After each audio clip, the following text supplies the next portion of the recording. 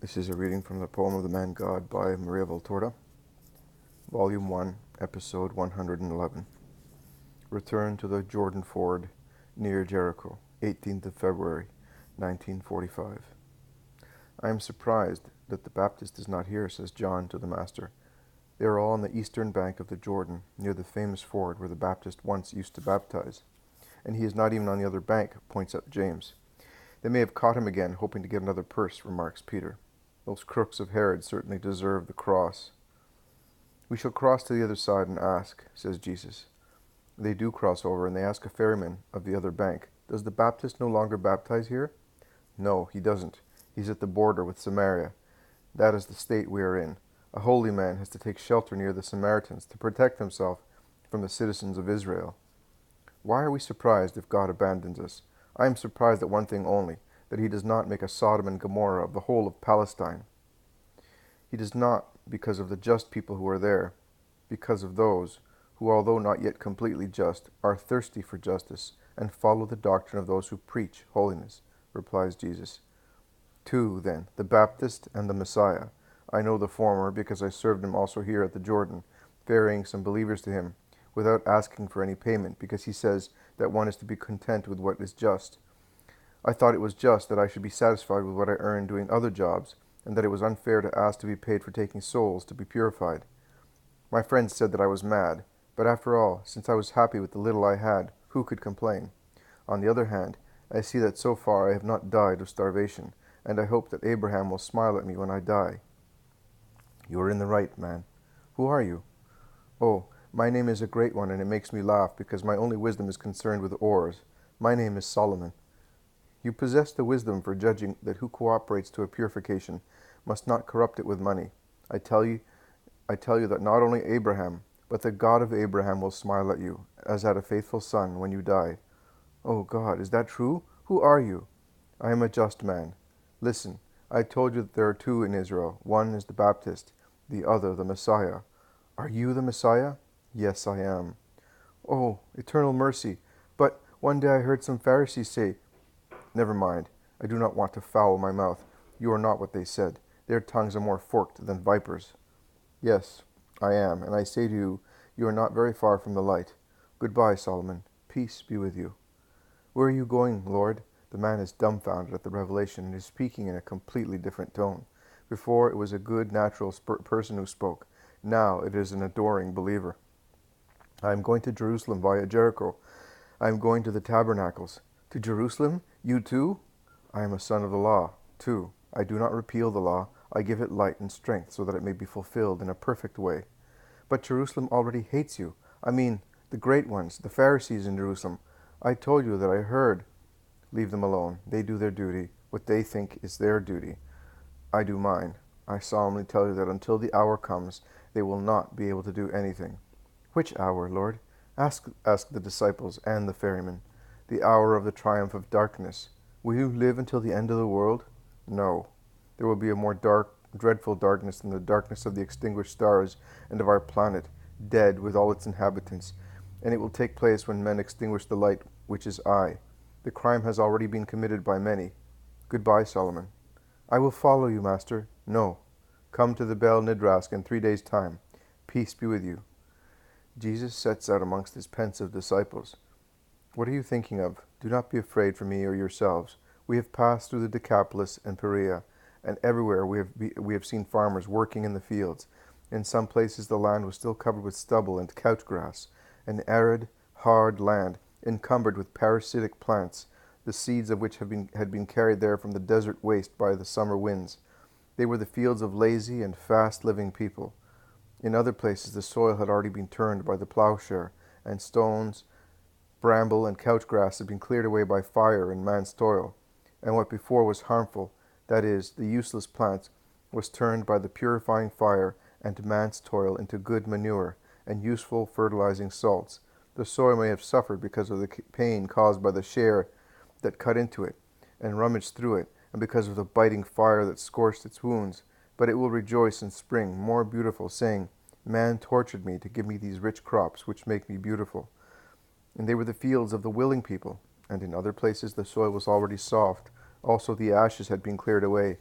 It was a real nuptial bed for its fertile union to the seed that gives so many glorious ears of wheat, and they were the fields of people who were so generous as to reach perfection in activity.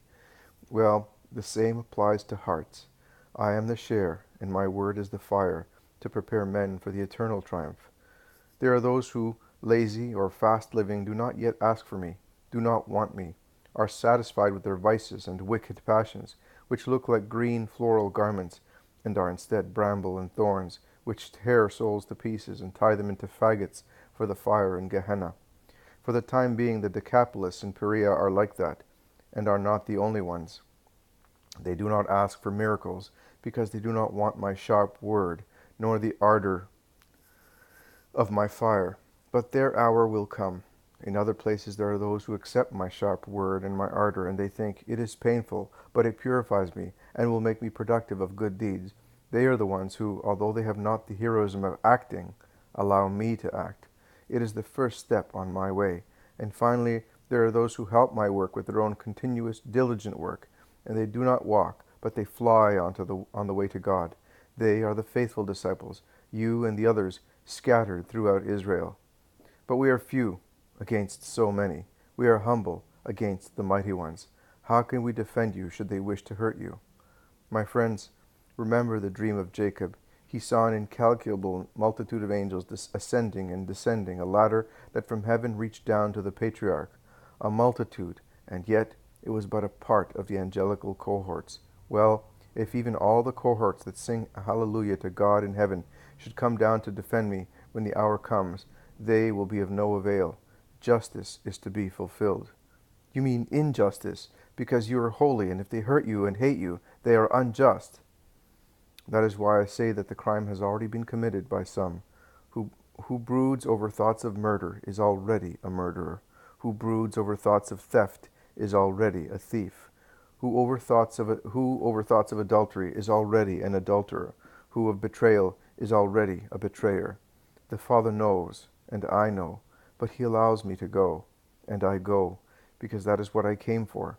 But the crops will ripen, and will be sown once and once again before the bread and the wine are given as food to men. There will be a banquet of joy and peace then. Of peace? Yes, of joy also. But, oh Peter, oh my friends, how many tears will be shed between the first and the second chalice, and only after the last drop of the third chalice has been drunk. Great will be the joy amongst the just, and certain the peace to men of good will. A footnote. Reference is made here to the Jewish ritual for the celebration of the Passover supper, described by Mishnah, a fundamental text of the Talmud, codified in the 2nd and 3rd century after Christ. At least 4 chalices were to be consumed at the Passover supper. According to the poem of the man God, there was great sadness between the first and the second chalice, probably because of the prediction by Christ of Judas's betrayal. But after the third chalice, that is the one consecrated into the blood of Christ, there was great joy and peace, probably in allusion to the wonderful speech of Jesus to the apostles after the departure of Judas. And you will be there, won't you? I? Is the head of the family ever absent from the right? Am I not the head of the large family of Christ? Simon Zealot, who has never spoken, says, as if he were speaking to himself, Who is coming in garments stained in crimson? He is richly clothed, marching so full of strength. It is I who speak of integrity, and am powerful to save. Why are your garments red, your clothes as if you had trodden the winepress? I have trodden the winepress alone. My year of redemption has come. You have understood, Simon, remarks Jesus. I have understood, my Lord. The two look at each other. The others look at them, astonished, and they ask one another, Is he talking of the red clothes that Jesus is wearing even now, or of the royal purple which he will put on when the hour comes? Jesus does not pay attention and does not seem to hear anything else. Peter takes Simon to one side and asks, Since you are learned and humble, explain your words to me, who am ignorant. Yes, brother. His name is Redeemer, the chalice of the banquet of peace and joy between man and God, and the earth and heaven. He will fill them himself with his wine, pressing himself in sufferings because of his love for us all. He will therefore be present, notwithstanding the powers of darkness will have then apparently extinguished the light, which is he. Oh, we must love our Christ very much, because many will refuse to love him. Let us make sure that in the hour of dereliction, the lament of David may not be applied to us reproachingly. A pack of dogs, with us amongst them, surrounds me. Do you think so? But we will defend him, at the cost of dying with him. We will defend him, but we are men, Peter, and our hearts will melt even before his bones are disjointed. Yes, we will be like the ice-cold water in the sky that lightning melts into rain, and then the wind freezes once again on the ground. We are like that. Our present courage of being disciples, because his love and his presence condense us into a virile boldness, will melt under the striking lightning of Satan and of the Satans. And what will be left of us? Then, after the vile necessary test, faith and love will unite us firmly against, and we will be like crystal proof against cuts. But we will be aware of that, and we will succeed if we love him very much while we have him. Then, I do believe, because of his words, that we shall not be enemies and betrayers. You are a learned man, Simon. I am illiterate. I am also ashamed of asking him so many questions, and I suffer when I hear that there are so many reasons for tears. Look at his face. It seems to be washed by secret tears. Look at his eyes. They look neither at the sky nor at the ground. They are open on a world unknown to us. And how tired and bent his carriage is. He seems to have grown old because of his worries. Oh, I don't like him like that. Master, Master, smile. I don't like to see you so sad. You are as dear to me as a son, and I would give you my chest as a pillow to make you sleep and dream of other worlds. Oh, forgive me if I said to you, son. It's because I love you, Jesus. I am the Son. That name is my name. But I am no longer sad. See? I am smiling because you are friendly to me. Over there is Jericho, completely red in the sunset. 2 of you should go and look for lodgings. The others and I will go and wait for you beside the synagogue. Go. And it all ends while John and Judas Thaddeus set out looking for a hospitable house.